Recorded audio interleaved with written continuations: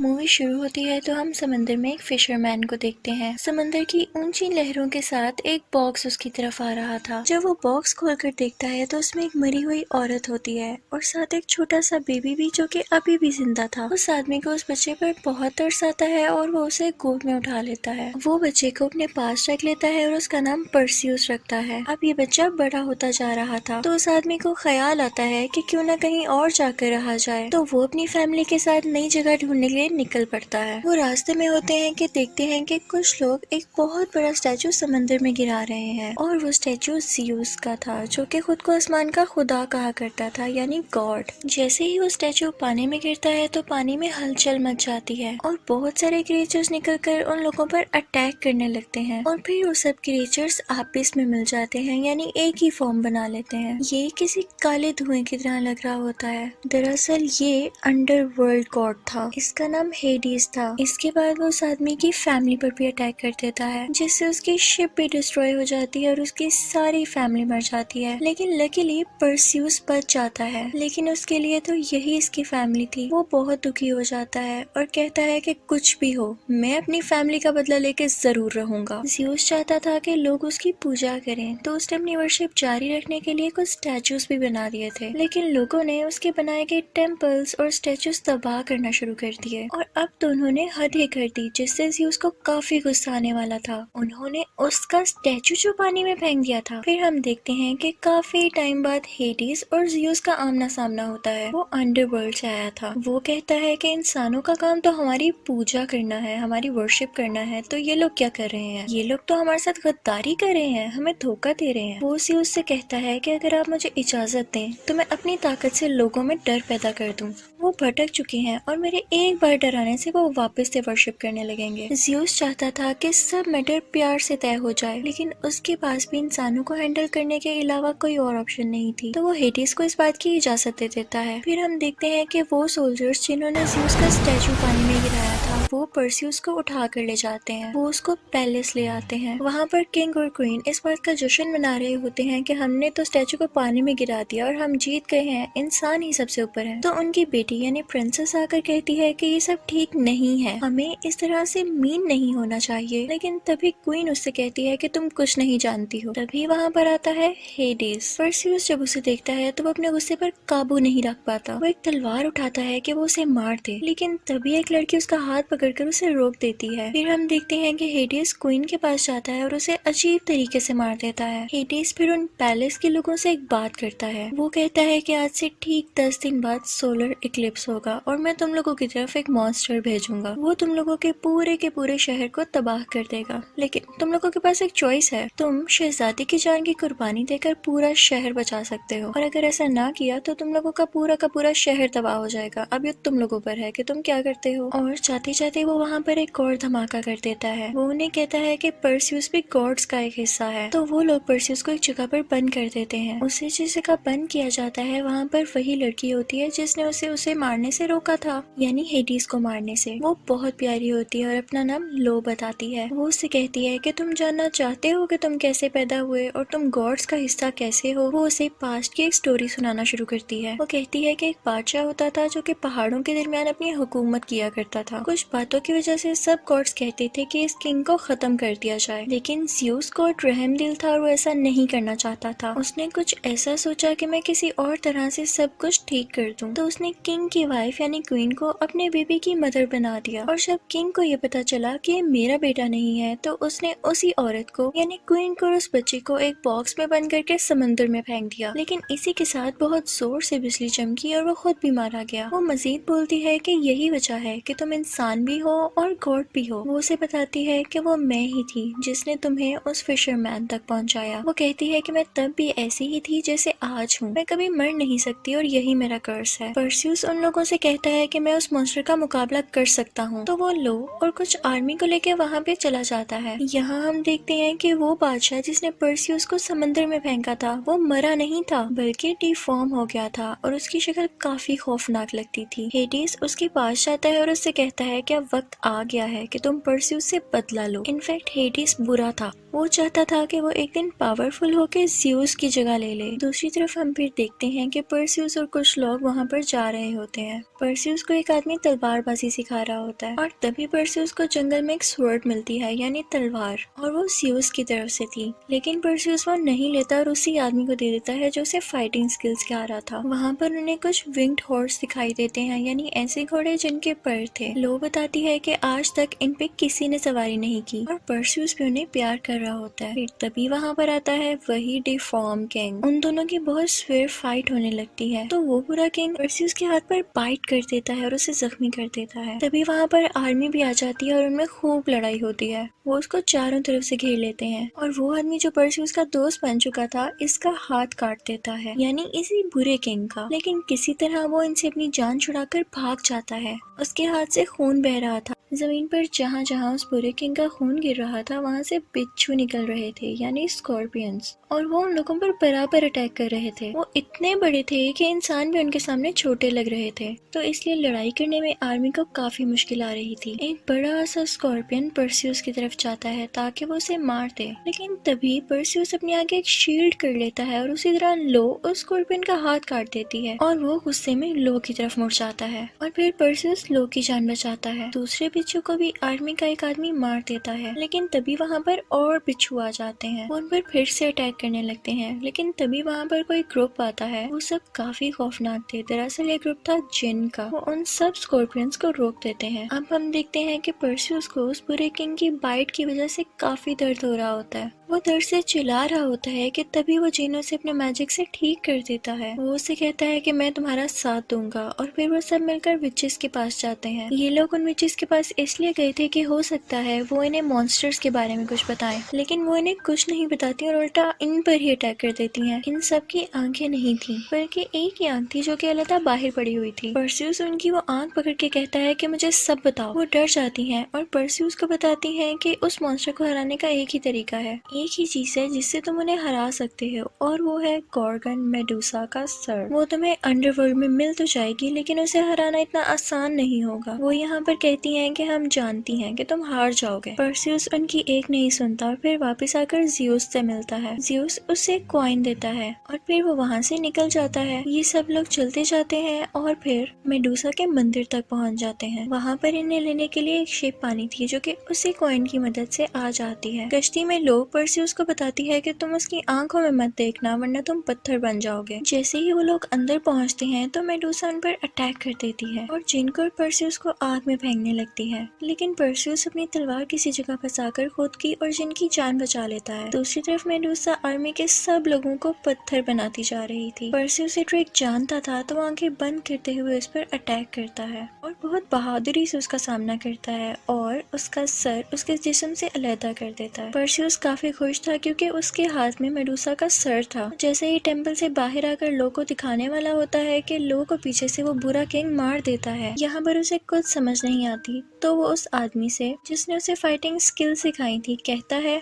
कि मुझे ज़्यूस की दी हुई तलवार दो। फिर उसी तलवार से वो उस बुरे किंग से लड़ता है। तभी वहाँ पर वो विंग्ड हॉर्स भी आता है और परसेउस वो पहला आदमी था जो उस पर बैठा। वो उस पर राइड करता है और वहाँ से चला जाता है। वो दरअसल उस प्रिंसेस को बचाने गया था। दूसरी तरफ हम ज़्यूस को देखते हैं कि जो लोगों को डराकर काफी पावरफुल हो चुका था और वो मॉन्स्टर वहाँ पर भेज चुका था। उसे पता चलता है कि परसेउस अभी भी जिंदा है तो वो भी वहाँ के लिए निकल पड़ता है। उस शहर के लोग ऑलरेडी डरे हुए थे। जब उस शहर के लोग ये देखते हैं कि शहर में वो मॉन्स्टर आ चुका है तो वो फौरन से प्रिंसेस की कुर्बानी देने के लिए उसको यहाँ पर ले आते हैं। दूसरी तरफ हम परसेउस को देखते हैं जो कि उसका सर लेकर यहाँ पर आ रहा होता है, लेकिन तभी रास्ते में हेडिस के कुछ क्रिएचर्स वो सर छीनकर भाग जाते हैं और परसेउस फिर उनका पीछा करता है। दूसरी तरफ हम देखते हैं कि उस मॉन्स्टर ने शहर में पूरी तरह से तबाही मचा दी थी। वो क्रिएचर्स काफी चालाकी से परसेउस को उसी मॉन्स्टर के पास ले आते हैं ताकि वो उसे खा ले या मार डाले, लेकिन परसेउस काफी समझदार था और यहाँ वो अपनी जान बचा लेता है। वो वो उसी फ्लाइंग हॉर्स पर उनका पीछा कर रहा होता है और फाइनली वो हेड यानी वो सर उनसे ले लेता है। अब हम देखते हैं कि प्रिंसेस लटकी हुई होती है और उसके सामने वो मॉन्स्टर आ जाता है। वो उसे खत्म करने ही वाला होता है कि पीछे से फौरन से परस्यूस आ जाता है। वो मेड्यूसा का सर उस क्रिएचर के सामने गिरता है। जैसे ही वो क्रिएचर मेड्यूसा की तरफ देखता है तो वो पत्थर में बदलने लगता है।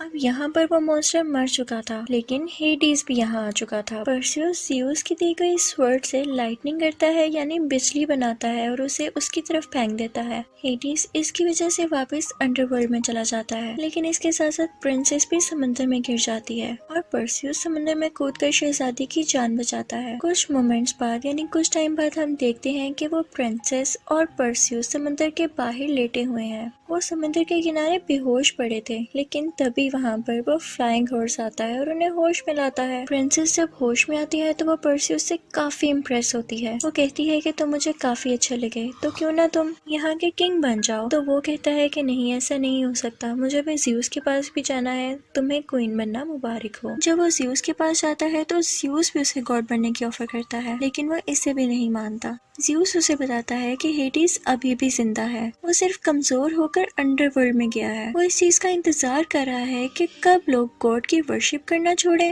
और कब वो पावरफुल हो, क्योंकि लोग जब शैतानों से डरते हैं तो वो ताकतवर हो जाता है। वो कहता है कि पहले कोई भी इंसान उसे हरा नहीं सकता था, लेकिन तुम वो हो जिसने उसे हराया है और तुम्हारे पास वो मैजिकल स्वर्ड भी है और वो फ्लाइंग हॉर्स भी, तो मैं तुम्हें तीसरी चीज भी देता हूँ। ये कहते ही ज़्यूस गायब हो जाता है और फिर परस्यूस को लॉ दिखाई देती है। इसका यही मतलब था कि ज़्यूस ने लॉ को जिंदा कर दिया था परस्यूस की खातिर। और यहीं पर मूवी एंड हो जाती है। Thank you for watching. अब मैं आपको एक्सप्लेन करूंगी क्लैश ऑफ टाइटंस का पार्ट 2 रेथ ऑफ टाइटंस। तो इस मूवी के स्टार्ट होते ही हम देखते हैं कि परस्यूस का एक छोटा सा बेटा है। वो उसे कोई वॉरियर या अच्छा खिलाड़ी नहीं बनाना चाहता, बल्कि एक फिशरमैन बनाना चाहता है। और ये हम भी जानते हैं कि क्यों। फिर सीन चेंज होता है और हम परस्यूस को बैठा हुआ देखते हैं। तभी ज़्यूस उससे मिलने आता है। वो परस्यूस से कहता है कि देखा, मैंने तुम्हें कहा था ना कि मुझे एक चीज का डर है कि लोग गॉड्स की वर्शिप करना बंद कर देंगे एक दिन, और देखो ऐसा ही हुआ। ये तो हेडिस को स्ट्रॉन्ग कर देगा ना। तभी वहाँ पर हल्का सा तूफान आता है और कुछ हलचल होती है। तो परस्यूस ज़्यूस से कहता है कि लगता है वो दीवारें गिर रही हैं जिनमें वो मॉन्स्टर्स कैद हैं। तो ज़्यूस उसे कहता है कि हाँ, अगर वो दीवारें गिर गईं तो सब के सब मॉन्स्टर्स यहाँ आ जाएंगे, और कुछ तो ऑलरेडी ही निकल चुके हैं। वो कहता है कि अगर गॉड्स खत्म हो गए तो क्रोनोस बाहर आ जाएगा, जो कि ज़्यूस का पाप था। ज़्यूस कहता है कि मेरे बेटे, इस मामले में मुझे तुम्हारी मदद चाहिए।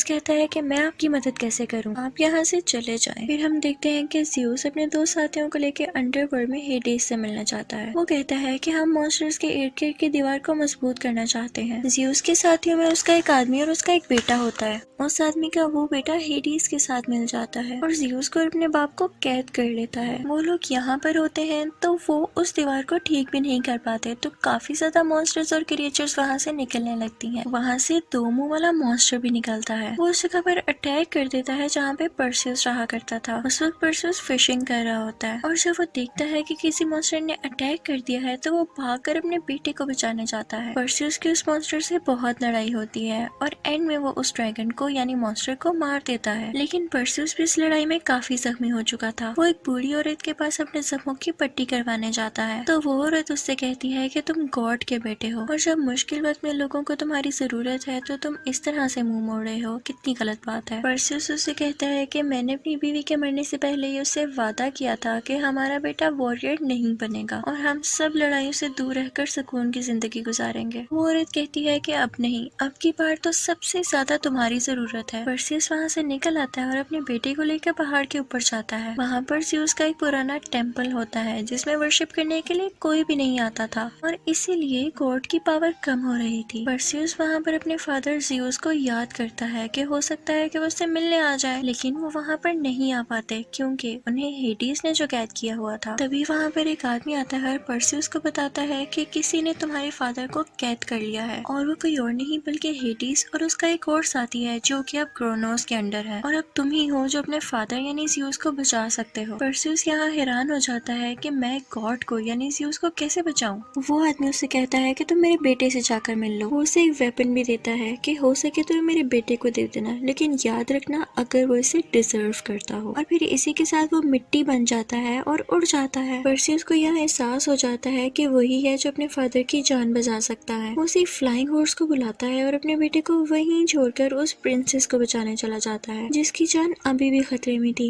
वही प्रिंसेस जिसको कुर्बानी के लिए लाया गया था। फिर परसियस उस लड़के के पास जाता है जिसके फादर ने कुछ टाइम पहले उसे मिलने के लिए कहा था। वो लड़का कहता है कि मैं तुमसे मिलने नहीं चाहता, अगर तो तुम मेरे फादर की वजह से यहाँ आए हो तो चले जाओ, क्योंकि मैं उन्हें बिल्कुल पसंद नहीं करता। परसियस कहता है कि ऐसे नहीं करो क्योंकि वो अब इस दुनिया में नहीं रहे। तो वो कहता है मुझसे मजाक मत करो, तुम भी जानते हो और मैं भी कि गॉड्स नहीं मरते और मेरे फादर एक गॉड थे। परसियस उस लड़के से कहता है कि मुझे उस आदमी के पास ले जाओ जो कि उस जगह को अच्छे से जानता है जहाँ पर मॉन्स्टर्स रहते हैं। वो उसे उससे मिलवाने के लिए तैयार हो जाता है और उनके साथ अब प्रिंसेस भी थी। प्रिंसेस परसियस से पूछती है कि हम जिससे मिलने जा रहे हैं वो है कौन। तो परसियस कहता है कि वो आदमी मॉन्स्टर्स की सारी नॉलेज रखता है और गॉड्स के वेपन बनाता है। वो कहता है कि मेरे पास जो स्वर्ड है वो भी उन्होंने बनाई है। वो कहता है कि इन्हीं के बनाए गए पावरफुल वेपन से एक और पावरफुल वेपन बनाया गया था जिसकी मदद से ग्रोनोस को मारा गया था। अब ये लोग उस जगह के बहुत करीब पहुंच जाते हैं। उस आदमी से मिलने से पहले रास्ते में एक डीप फॉरेस्ट आता है, यानी बहुत गहरा जंगल। उस जंगल में चारों तरफ ट्रैप्स लगे हुए थे और इस ट्रैप में परसियस के साथ आया लड़का फंस जाता है और साथ ही तभी कोई इस ट्रैप को खींच लेता है और वो लड़का इनसे दूर जाने लगता है। परसियस उसे बचाने के लिए पीछे भागता है, लेकिन देखता है कि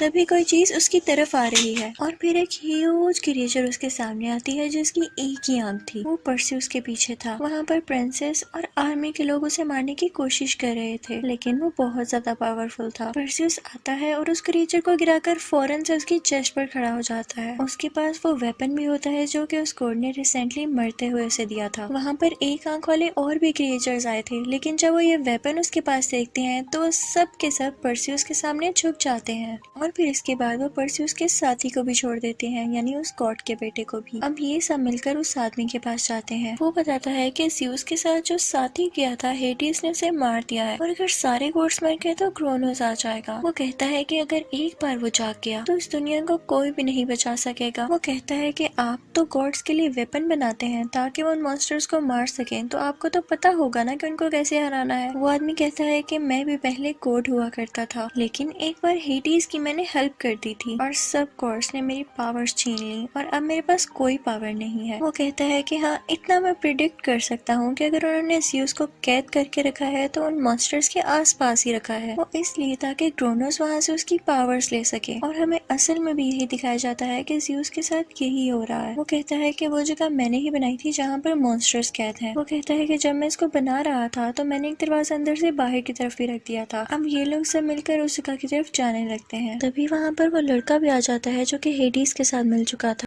वहाँ पर खड़े सब लोगों को मार देता है, लेकिन परसियस उसका मुकाबला ही नहीं कर पा रहा था। दूसरी तरफ हम देखते हैं कि उस बूढ़े आदमी ने वो रास्ता ढूंढ लिया था जिसकी अगली तरफ मॉन्स्टर्स थे। अब परसियस, उसका साथी और वो प्रिंसेस उस तरफ जाते हैं, लेकिन वहाँ पर वही बुरा लड़का उस बूढ़े आदमी को मार देता है। उनके साथ एक ऐसा आदमी भी होता है जिनके पास मैप था, क्योंकि उस जगह की दीवारें अपनी डायरेक्शंस बदल रही थी और वो आदमी सही से बता सकता था कि असल में मॉन्स्टर्स हैं कहाँ पर। अब ये सब उसकी तरफ बढ़ते हैं। दूसरी तरफ हम देखते हैं कि ज़्यूस हेडिस से बात कर रहा होता है। वो हेडिस से कहता है कि क्या मेरे भाई तुम मुझे माफ कर सकते हो। हेडिस कहता है कि आखिर किस लिए। तो ज़्यूस कहता है कि मैंने तुम्हें अंडरवर्ल्ड में जो भेजा। वो कहता है तो तुम ये सब अभी क्यों कह रहे हो मुझसे। तो ज़्यूस कहता है तुमने मेरे साथ जो कुछ भी किया अभी, मैं उसके लिए तुम्हें माफ करता हूँ। ये दोनों एक दूसरे से पोलाइटली बात कर रहे थे और तभी वहाँ पर वो लड़का आता है जो कि पहले हेडिस के साथ मिल चुका था। वो हेडिस पर ही अटैक कर देता है और ज़्यूस फौरन से उस लड़के को रोकता है। वो कहता है कि मैं तुम्हें से नहीं मारने दूंगा। यहाँ पर हेडिस को पता चल जाता है कि ज़्यूस एक वाकई बहुत अच्छा और रहम दिल गॉड है, तो वो अपने दिल से ज़्यूस के लिए सारी नफरतें निकाल देता है। अब हम देखते हैं कि हेडिस में और उस लड़के में काफी फाइट होती है और वो नीचे गिर जाते हैं और तभी वहाँ पर परसियस, वो प्रिंसेस और उनका साथी आ जाते हैं। ज़्यूस वहाँ पर जंजीरों में कैद होता है, तो परसियस जाकर अपने फादर को आजाद करने की कोशिश करता है। बेसिकली ऐसा करना ग्रोनोस का था, जिस वजह से वो ज़्यूस की सारी पावर ले रहा था। परसियस बहुत मुश्किल से अपने फादर को छुड़वाता है। तभी यहाँ पर वो वो लड़का भी आ जाता है जिसने हेडीज पर अभी अभी अटैक किया होता है। वो ज़्यूस पर भी अटैक करने बढ़ता है, लेकिन अब की बार हेडीज अपने भाई ज़्यूस की मदद करता है और उसे रोकता है। परसियस के पास अभी भी वो वेपन था जो उस गॉड ने मरते हुए से दिया था। वो लड़का ये वेपन चुराता है और ज़्यूस की कमर में दे मारता है। वो लड़का ज़्यूस को मारने की नीयत से और आगे बढ़ता है और तभी ज़्यूस परसियस से कहता है कि मुझे अपना वेपन दो,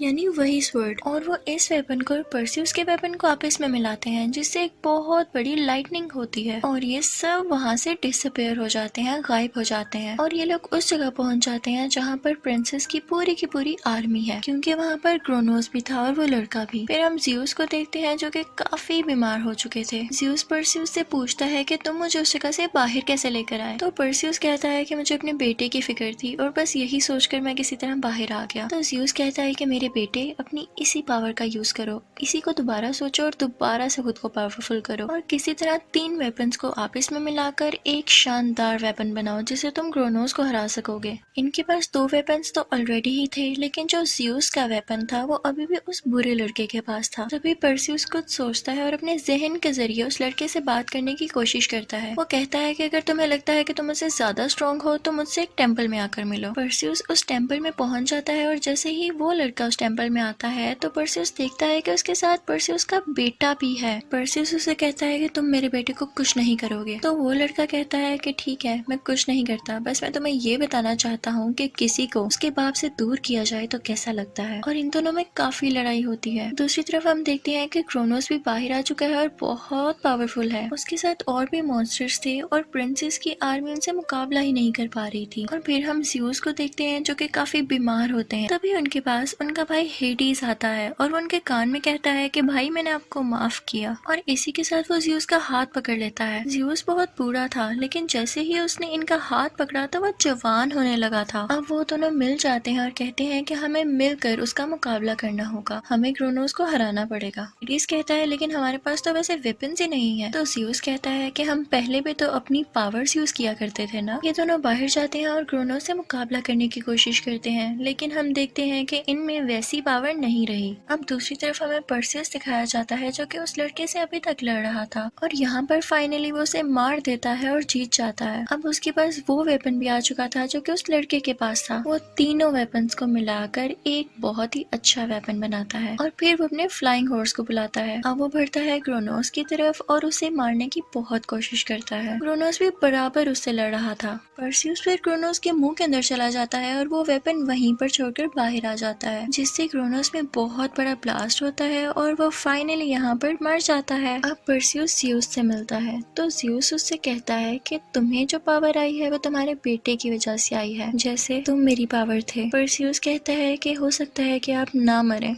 आपको हेडिस बचा लेगा, आप उनसे कहें। तो ज़्यूस कहता है कि वो मुझे पहले ही अपनी पावर दे चुका है और अब और मैजिक नहीं चलेगा, अब हमारा वक्त पूरा हुआ। ज़्यूस कहता है कि जितना भी वक्त था अच्छा गुजरा और तुमने मेरा साथ दिया, तो इसके लिए मैं तुम्हारा बहुत शुक्रगुजार हूँ। उसे प्यार करते हैं और इसी के साथ वो मिट्टी में बदल जाते हैं। अब हेडिस भी परसियस के पास आता है और कहता है कि मैं भी अब बहुत कमजोर हो चुका हूँ और वहाँ से चला जाता है। फिर हम देखते हैं कि परसियस उसी प्रिंसेस के पास गया है और यहाँ हमें पता चलता है कि वो दोनों एक दूसरे को पसंद करने लगे थे। और फिर परसियस का बेटा उससे कहता है कि बाबा अब घर चलते हैं ना, वहाँ जाकर हम बहुत सारी मछलियों का शिकार करेंगे। तो वो अपने बेटे से कहता है कि अब हम घर नहीं जाएंगे, ये लो मेरी तलवार लो। तो उस बच्चे से वो तलवार नहीं उठाई जाती। वो कहता है कि बाबा ये तो बहुत भारी है। तो वो अपने बेटे से कहता है कि तुम परसियस के बेटे हो और ज़्यूस के पोते हो और तुम इसको उठा सकते हो, तो चलो उठाओ इसको। और इसी के साथ परसियस का बेटा वो तलवार ऊपर कर लेता है और कहता है कि हाँ बाबा मैं इसे संभाल सकता हूँ। और इसी के साथ मूवी एंड हो जाती है, यानी ये पार्ट 2 भी। Thank you for watching.